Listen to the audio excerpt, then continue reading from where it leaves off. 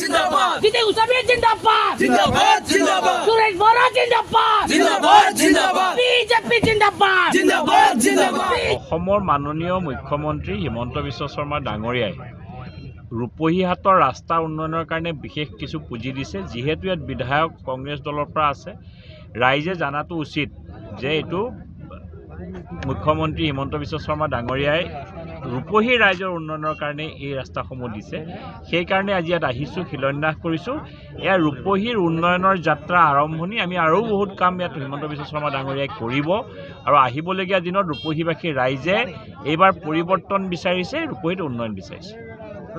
দাদা পঞ্চায়ত নিৰ্বাচনক লৈ এতিয়া পঞ্চায়ত নিৰ্বাচন আজিকালিতে গম পাম কি হ'ব, আজিকালিতে ঘোষণা হ'ব চাগে। আজি ৰূপহী সমষ্টিত এছপিডি আণ্ডাৰত কেইবাটাও ৰাস্তাৰ শিলান্যাস হ'ব আজি। এইটো প্ৰথম ৰাস্তাটো শিলান্যাস কৰিলোঁ আৰু এইটো গাৰ্জেন মিনিষ্টাৰৰ মন্ত্ৰী ডাঙৰীয়ানী অজন্তা নেওগ ডাঙৰীয়াই অহা কথা আছিলে, তেখেতে আহিব নোৱাৰাৰ কাৰণে মোকে দায়িত্ব দিছে।